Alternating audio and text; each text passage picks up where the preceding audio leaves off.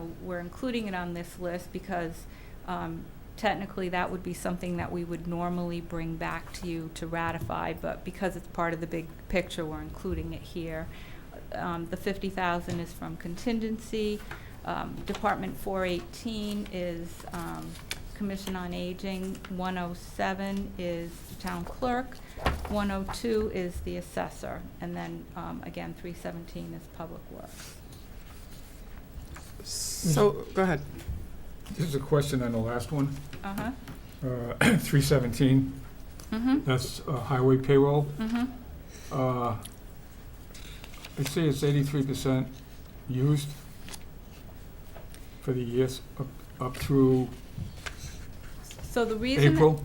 reason we're gonna have excess funding in that account has to do with retirements that we're experiencing in the department during the fiscal year, and that when we did the budget for this year, because we didn't have the retirements, the individuals that are retiring are like the top end of the pay scale, and then when we've hired replacements, they've been at, the lower end of the scale.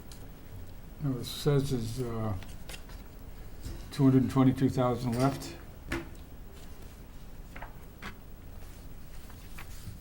What do you project that? Page 25, Anna. The payroll we use, what percentage is that up? Well, it's at 83% because it includes the encumbrance. Okay. That middle column there. Right, yeah. So with the encumbrance, it's showing, that's included in the percentage that's reflected on the report. Okay. And so that's right where we should be. Yeah, okay. Thanks. So how are they, when we put these budget freezes on, how are people gonna, what are they giving up? I mean, how are they, some of these, there's a chunk of money in here, right? Well, you just talked about the 20,000. You said that's because somebody's gonna retire? Well, that's because we've had retirements through the year. Okay, so we have excess And- funding that we could use. Right, Okay. and like I said, I mean, there's quite a difference between the hourly rate that the individuals that are leaving were paid and the individuals Right. that we've hired to replace them. Okay, so that's true for both of these Department 317 items, 32,000 and 20,000. Correct. Okay. Well, the 32, that's the road, the road account that we use, Mhm. so. Okay. So, are we gonna make it to June? Yes, we will. Well, you know what I mean. I don't mean that. I mean, Yes, we will. No, we will. I mean, this one's in, we'll see when that health insurance comes out. We get 2 more months of health insurance. Right, Never mind that's the my training point. things. I know, Yeah. and crystal ball stuff. well, The trend is looking good, but then again, everyone's Mhm. depleted their deductible at this point in the season, and, do the teachers go out and use it after they get out of classes, and or do they wait till the middle of the summer to use the new plan? Will they be excited about the new state plan, which is greater benefits, or will they try to use this plan for, because the deductible's already gone, and they might have some money in their HSA that, well, I gotta spend it. So remains to be seen. We'll be prepared for it, and we are on this side, and we haven't seen, we don't know the plan for the Board of Ed, which is a significant portion of the health insurance debt. so this is the whole town though, right? This is the whole town for insurance, Oh, not the just the Board of Ed. claims. You're Yeah. right. Yes, Yes. claims Yes. is Okay. everybody. Just wanted, I thought so, but I wanted to make sure. No, oh, no. Okay. Questions from the board? So Anna, this is better news than, I think it was back in one of our April meetings where you mentioned that we were in that $700,000 range maybe for the shortfall. But, and I believe it was health insurance that you were referring to. Board of Ed. Right, but see, that doesn't, the 200 is just to deal with what the town's what our responsibility is relative to the projected shortfall. Okay, okay. Other questions? Camille? I don't. Do I have a motion? Move to approve a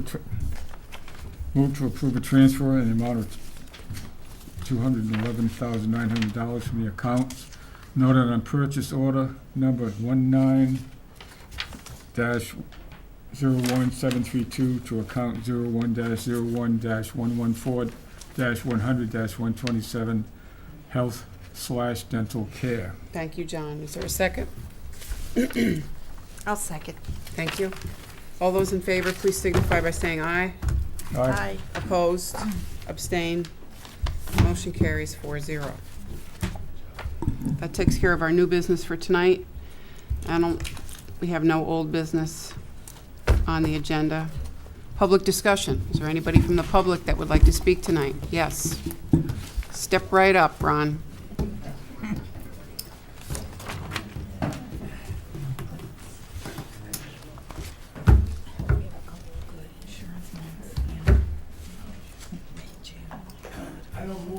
That's okay. Do not worry. Take your time.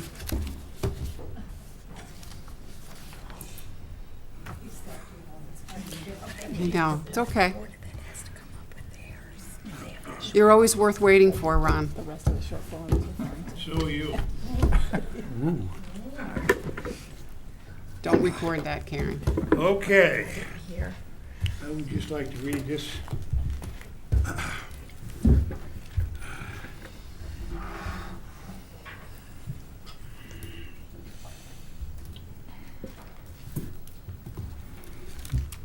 I lost where I was going to read. 6.1. Oh, here we go here.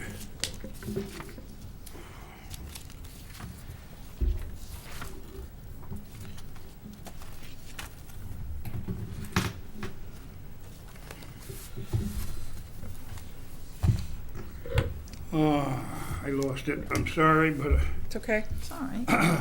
Do you know generally? what I read here, and I'm not a lawyer, and I'm sure in hell I'm not stupid. I've been around a long time. That it says here in this charter of East Lyme, at these meetings, in order to speak, you have to be a taxpayer or a property owner to vote at one of these meetings. Not these kids that spoke, plus the chairman tried to control the meeting, and she set a 2-minute time to make your speech. And some of these teachers, as far as I'm concerned, my opinion, were very arrogant. They didn't stop talking, and they kept on talking, which I think the chairman should have just shut them up, but that's my opinion. And one statement that one of the board members, I'm not going to say who said it, said that somebody said that the old people don't like to move out. Well, let me tell you something about the old people. That was not made by a board member. What? That was not made by a board member. No, she said that she was, I didn't say that. Okay, I just Somebody wanted to be said clear. that to her. Okay.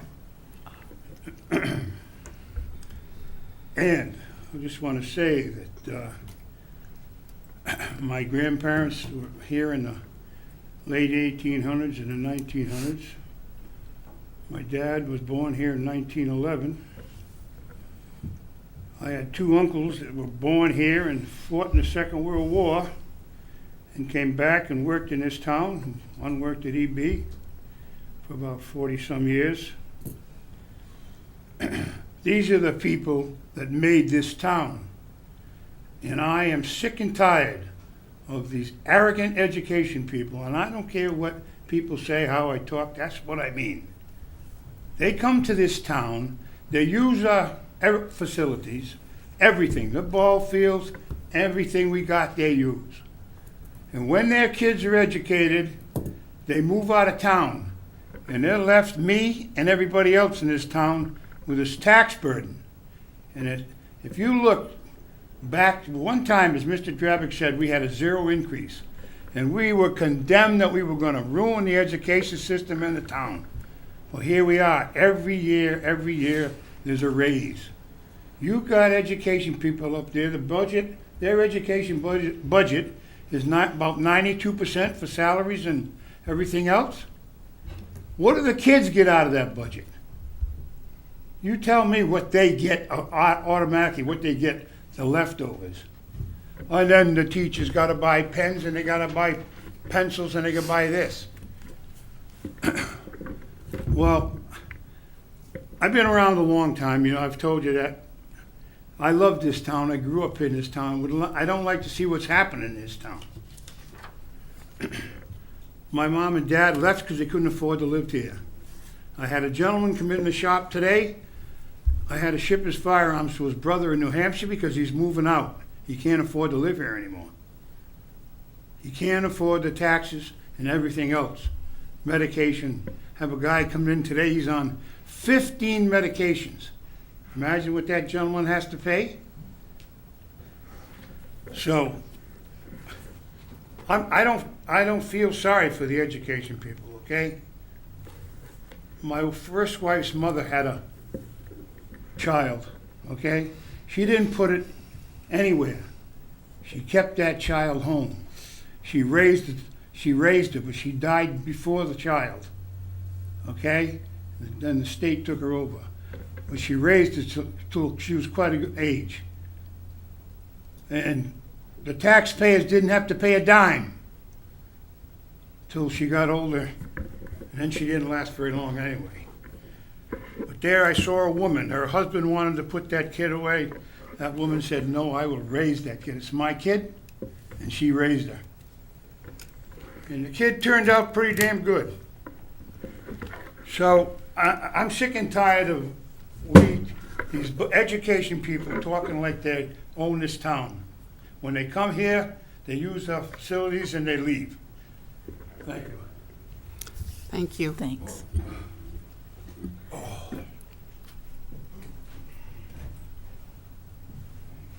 Other folks wishing to address the board? Sure.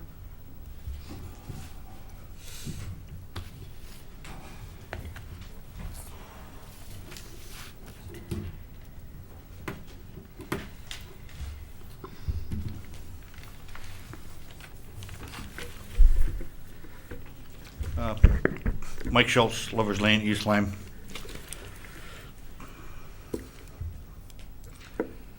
Karen, she deserves double the money. What a job she does for us. She really does. I'd put in some extra. I'd put in extra for that one. I'm sorry I blurted out about when the water meter was taken. I figured maybe he was the only one who had the answer, but I wanted to find out where where is this meter going to be installed? Is it where your current meter is in your house? Is it on the outside of your house? And the reason I asked that is that I did have a leak, and the leak that I had, I could hear it, but it wasn't inside my house. I could hear it down on the pipe, and the leak was actually 150 feet away, where the water pipe runs through the street. You know, there's a tap coming off the top of the pipe that broke. But yet I could hear it in my house. I couldn't see it in the ground anywhere. So my point is if you have this situation, and if these sensors are where like my water meter is now, that's going to do nothing to show that there's leakage. You know, because there's nothing there to count that. So I kind of don't get it. If these sensors were put at that tap, well then it would make sense, because if you had a leak between the water main and your house, it'd definitely show up, because you'd see the, you know, or they would certainly see it, the counter increasing. So that's well. So the gentleman isn't here to provide me the answer, but maybe somebody can at the end here.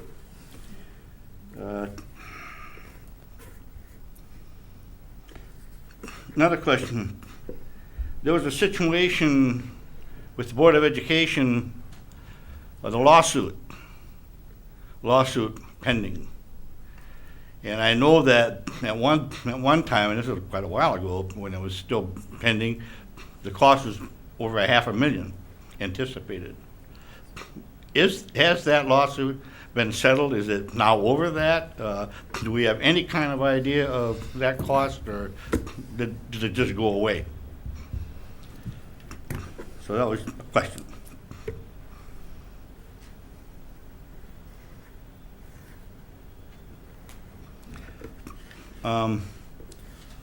With respect to this health insurance debacle that we have,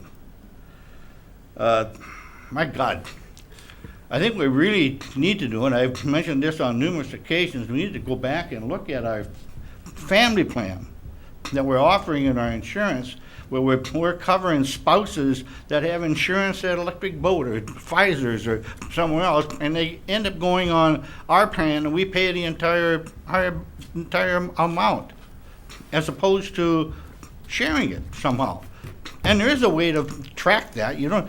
I mean, it doesn't have to be a secret. Are you insured by another company? I mean, it's a question that we ask, and it could save us. It could save us a lot of money as a town, I believe. I don't think it would be against the law to ask that question. Let's see. And I guess the last thing I want to address is we seem to be arm wrestling over something here. And what Mr. Nickerson read is not incorrect.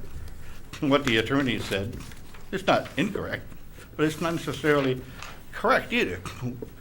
We have a duplication here, whereas in one section it says that the Board of Finance shall present the budget to the annual town meeting. And then you go, and that was in 6.1.4, so let's go to 7.3, the annual budget, and then it says that the Board of Finance, the Board of Selectmen, and, not if, and the Board of Education, with an opportunity for public participation, that they will make a presentation. We did not get that last year, because I specifically got up the podium and stated, where's the presentation? I believe there were only 2 members of the Board of Financing at that meeting. I believe you were one, and Mr. Birmingham was the other. There were no members, I mean, which is fine, but I'm just saying. Just saying. What's the section again, Mike? This section is 7.3, well, let me give you the first one, 6.1.4. I got that one. And 7.3. Okay. Now, at that meeting, I recall that when I spoke about it, Mr. Nickerson, you replied that there will be no presentation. We had a meeting with the Board of Finance. They did a public presentation, and we had all kinds of people from the community that showed up. Well, I couldn't show up because I was out of town. This is what I was counting on, this meeting. So how dare you go against the charter and say that you can take that responsibility and say there's going to be no presentation? Shame on you. Yeah, you. When did I say that? Thank you. Board comments. So, I have a couple comments.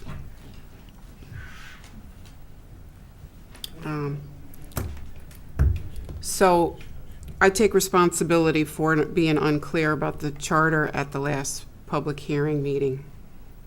It was a healthy meeting, and I'm not sure that I would have done anything any differently, because what I understand from town council is the interpretation is that the public shall have a right to speak, but it doesn't discourage, it wouldn't have discouraged the kids. In hindsight, if I were to do it again, I don't think it would have been the right thing to do to not give them a voice. I mean, there was a lot of energy there.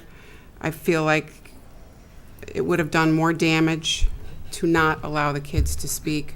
What I do regret, Mike, is that I didn't give you a chance to speak, but I had intended to have you speak after the break when I was having Ron speak and John speak, because there was a huge line and you guys weren't in the line.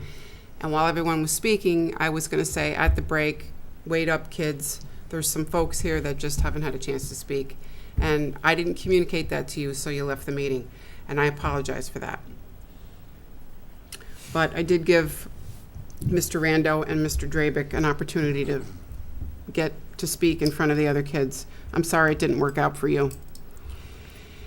I'm going to respond to your, I don't know the answer to your question about where the water meters are going to be installed. And as you said, I'd just go down and talk to Brad. I'm sure he can clear that up for you. I don't know the answer on the lawsuit either. I haven't heard any update on that. So my thinking is it's still outstanding, unless there's something I don't know about. It still is. Okay.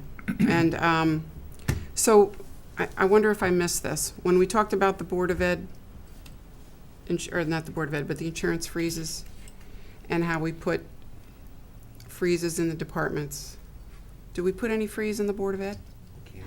We can't. Do we ask them? Do we? do it.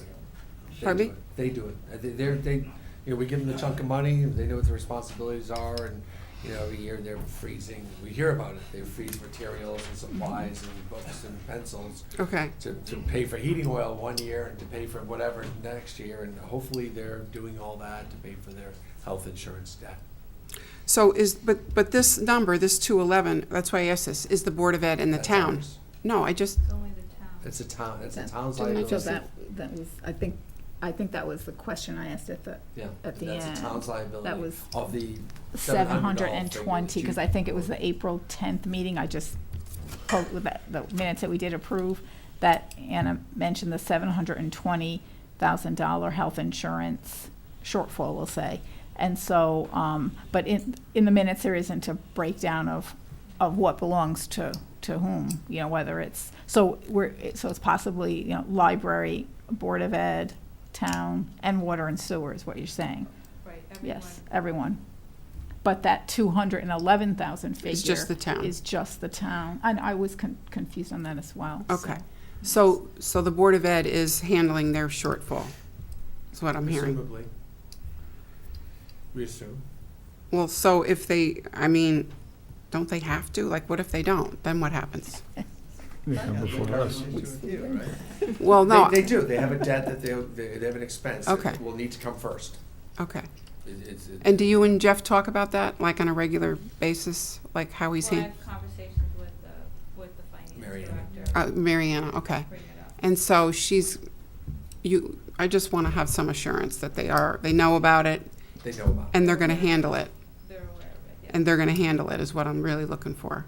I haven't had a commitment at this point. Can you ask them for one? I can do that. Okay. And let us, We've asked. and you don't get an We've asked. answer? We don't know, and nor are we privy to how they run their business. Okay. They know the debt's there.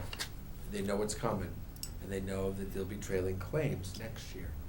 It wasn't baked into their budget. Ours was.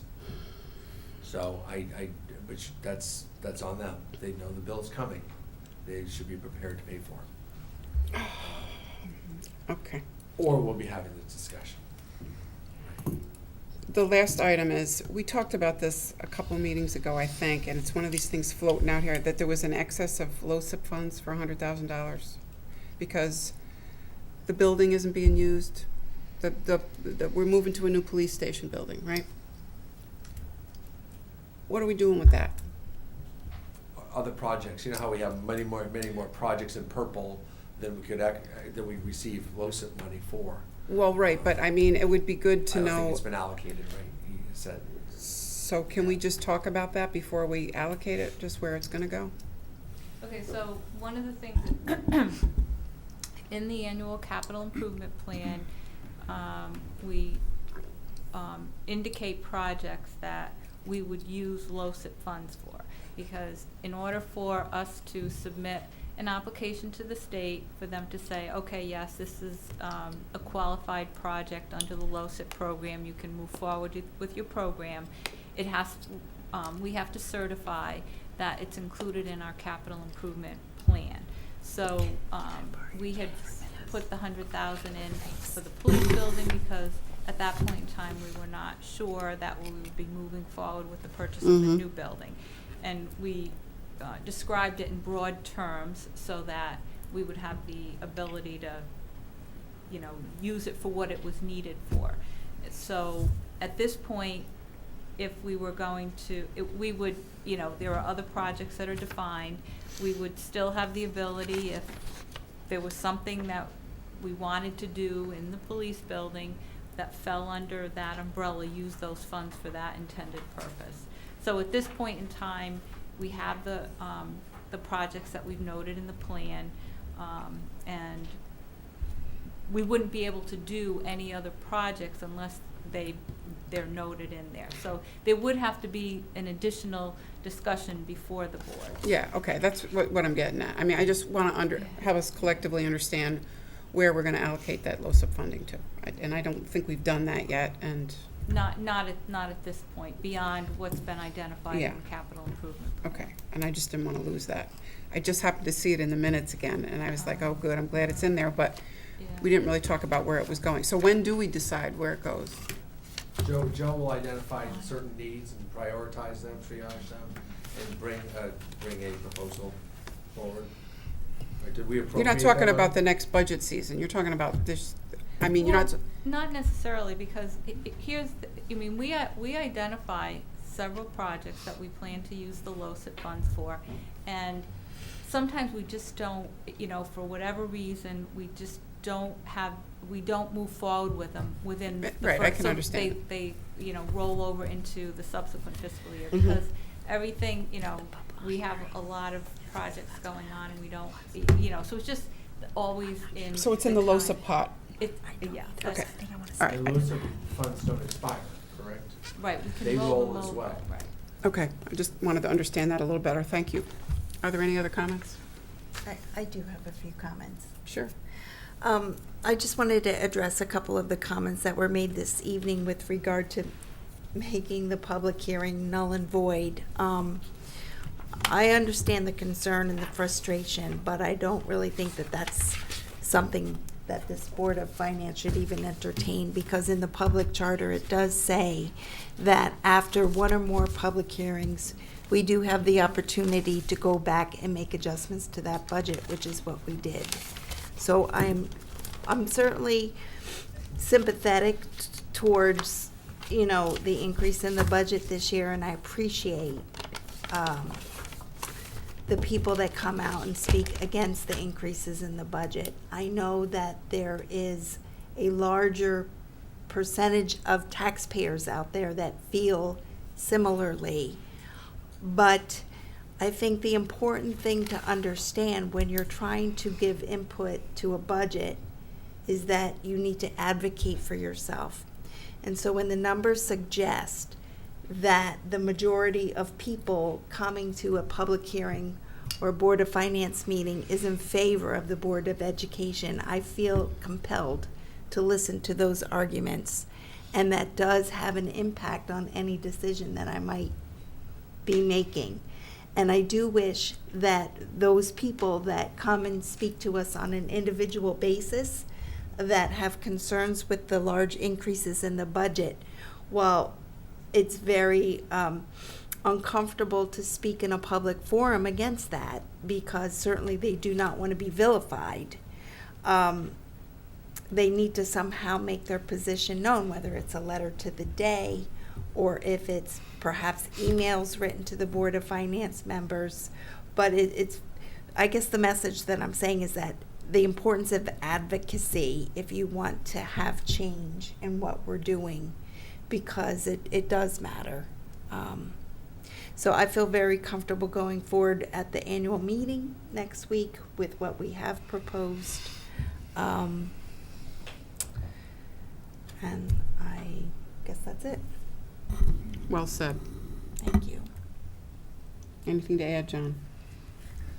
The only thing is, most of the comments we hear are from the people involved with the Board of Education. The other side of the coin are the people who are not, 50% are over 60 years old, and they don't have the wherewithal to get to the meetings, because they either can't drive at night, they don't have any way to get down here, they don't have anybody to bring them. So if you look at the two factions, you have people that are proponents of education come out in force, and you hear a lot from them, but on the other hand, the other side, you don't hear much from, unless you see them on the street, or maybe you have a few people like Mr. Schultz, Mr. Rando, Mr. Dravick, they come out, but that's only 3 people compared to what we had the other night, 200 that spoke. Mm-hmm. So, to me, there's an inequity as far as what we hear. I don't know how you resolve that, but I think you have to keep in mind there are people out there that just can't pay more taxes. I hear it, like I said at the hearing, when I'm around town, but that's only a small percentage of the people who are out there that probably feel the same way. That's all I have to say. Thank you. I have a thought or two. One concerning the meeting that did transpire last Monday. I must say, publicly, I think this board handled itself quite well and in quite a dignified manner, considering the circumstances. And I would just like to say that I really feel as though the situation could have been handled differently once this board had voted to suggest the $500,000 reduction from the $1.5 million increase. But be that as it may, the Board of Education chose to essentially, politicize the event, politicize the issue rather, and send out the letter, which wasn't, as I mentioned that evening, was not particularly accurate and was naturally going to inflame emotions. And, we were the recipients of all that. So, and I would think that, perhaps a better course would have been for the Board of Ed, the superintendent, whomever, to approach us as a board, before we get into that public sphere and, discuss the budget document. Why did we choose the $500,000? And we make our argument, they make a counter argument, and so forth and so on, before it gets out of control, which I think it was to some extent. As far as this issue of the who may speak at that particular, our public hearing that we do have, which we had last Monday, some may read it differently. We will abide by town attorney's interpretation. But it's interesting that